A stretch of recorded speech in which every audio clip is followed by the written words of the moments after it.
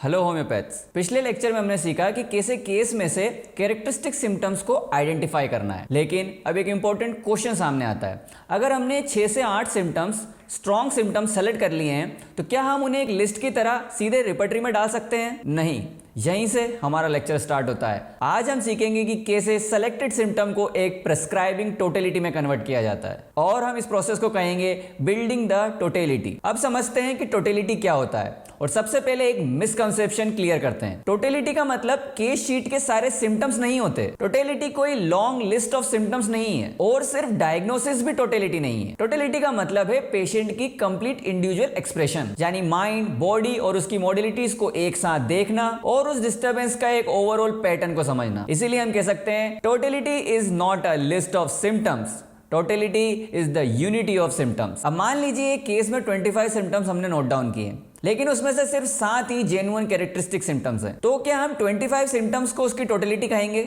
नहीं, हमारी prescribing totality वो 7 स्ट्रॉन्ग कैरेक्टरिस्टिक सिम्टम्स पर होगी, लेकिन उन्हें भी हमें प्रॉपर्ली अरेंज करना होगा और अंडरस्टैंड करना जरूरी होगा। ये एक बहुत इंपॉर्टेंट प्रिंसिपल है। More symptom doesn't mean better prescription.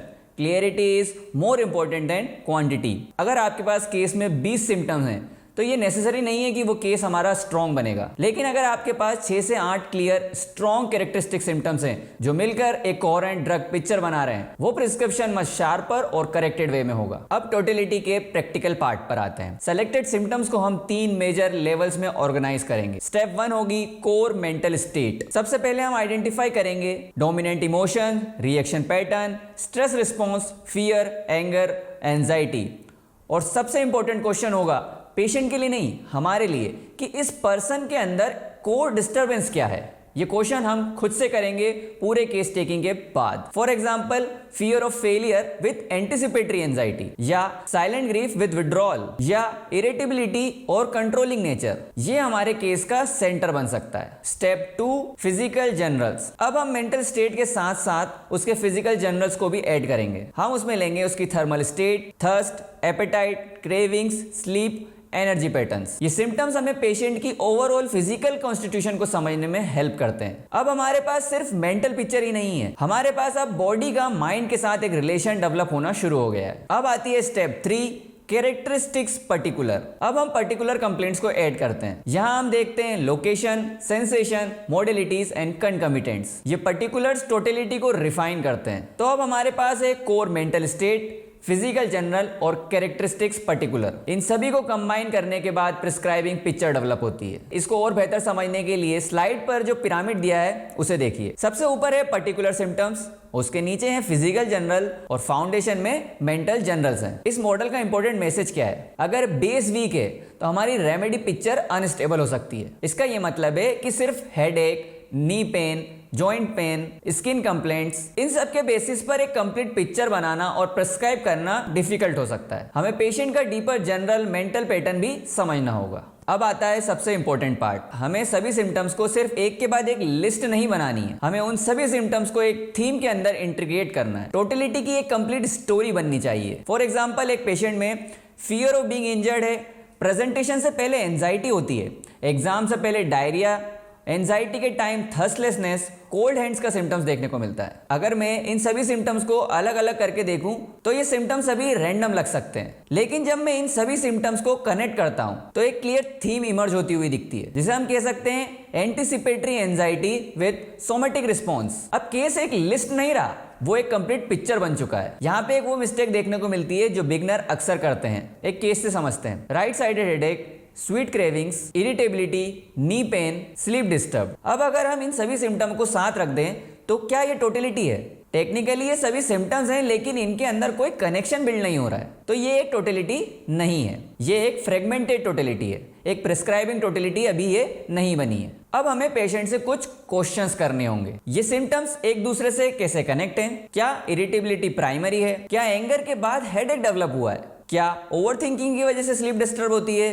क्या इमोशनल स्टेट सिम्टम्स को ट्रिगर कर रहे हैं? हमें यहाँ पे सिम्टम्स के बीच में एक इंटरनल रिलेशन ढूंढना होगा और उसके बाद ही हम एक फ्रेगमेंटेड टोटलिटी को एक प्रिस्क्राइबिंग टोटलिटी में कन्वर्ट कर पाएंगे। अब इसके बाद एक और इंपॉर्टेंट क्वेश्चन सामने आता है कि टोटलिटी में कितने प्रिस्क्राइबिंग सिम्टम्स होने चाहिए। क्रोनिक केसेस में approximately 6 to 10 characteristic symptoms enough होते हैं और वहीं एक्यूट केसेस में 3 to 5 strong intense characteristic symptoms enough हो सकते हैं। अगर रेमेडी तक पहुंचने के लिए आपको 20 सिम्टम या उससे भी ज्यादा सिम्टम्स लग रहे हैं तो एक बार रुक कर केस को री एग्जामिन करिए, दोबारा सिम्टम को एग्जामिन कीजिए। मे बी प्रॉब्लम सिम्टम्स की क्वांटिटी में नहीं है, may be problem clarity of case में है। अब इस टोटलिटी को हम एक केस के थ्रू समझते हैं। पेशेंट कहता है मुझे हमेशा लगता है कि कुछ बुरा होने वाला है। उसको अपनी हेल्थ को लेकर बहुत ज्यादा एंजाइटी है, उसे डेथ का प्रेसेंटिमेंट भी होता है, रात में बिना लाइट के सो नहीं सकता और बहुत ज्यादा रेस्टलेस है, कंटिन्यूअस पोजीशन चेंज करता रहता है। अगर हम इन सभी सिम्टम्स को एक लिस्ट की तरह देखें तो हमें मल्टीपल रूब्रिक्स मिल सकते हैं, लेकिन जब हम इन्हें कंबाइन करते हैं तो एक पिक्चर कुछ इस तरह से बनकर सामने आती है। Restless, anxious, fear of death at night and need reassurance. अब यहाँ पर हमारा रेमेडी सर्च बहुत ज्यादा शार्प हो जाता है। इस केस में हम सिम्टम्स के थ्रू आर्सेनिक एल्बम तक पहुंच सकते हैं। यहाँ पर लेसन इंपॉर्टेंट आर्सेनिक एल्बम के लिए नहीं था कि हमें कौन से सिम्टम्स आर्सेनिक एल्बम में देखने को मिलते हैं। इंपॉर्टेंट लेसन यहाँ पर यह है कि मल्टीपल सिम्टम्स को, मल्टीपल रूब्रिक्स को रिपेट्राइज करने से बेहतर है एक कोहेरेंट कंप्लीट ड्रग पिक्चर बनाई जाए, एक थीम जनरेट किया जाए और उसके बाद हम रेमेडी तक पहुंचे। तो अब एक बार पूरी प्रोसेस को देखिए। पहले हमने केस लिया, फिर सिम्टम सेलेक्ट किए, फिर कैरेक्टरिस्टिक सिम्टम्स को आइडेंटिफाई किया। अब उन सेलेक्टेड सिम्टम्स को core mantle state, physical general characters particulars के थ्रू ऑर्गेनाइज करके हमने एक यूनिफाइड पिक्चर में कन्वर्ट किया। यही है बिल्डिंग द टोटलिटी। आज के लेक्चर को एक सिंपल थॉट के साथ कंक्लूड करते हैं। Totality is not a list, it is a portrait और हर पोर्ट्रेट की एक क्लियर पिक्चर होनी चाहिए। एक गुड होम्योपैथ के लिए गोल ये नहीं है कि मैंने केस के अंदर कितने ज्यादा सिम्टम्स कलेक्ट किए। रियल क्वेश्चन ये है क्या मेरे सेलेक्टेड सिम्टम्स पेशेंट की एक क्लियर और कंप्लीट ड्रग पिक्चर बना रहे हैं। अगर आंसर यस है तो हम नेक्स्ट स्टेप के लिए रेडी हैं और नेक्स्ट स्टेप है इस टोटलिटी को रूब्रिक्स में एक्यूरेटली कन्वर्ट करना और फिर रिपेट्राइजेशन के थ्रू केस को सिमिलिमम तक लेकर जाना। Hi, I am doctor Dhruv, homeopathic physician. If you are still watching this video, please subscribe my channel, like this video and share it with your homeopath friends. Thank you.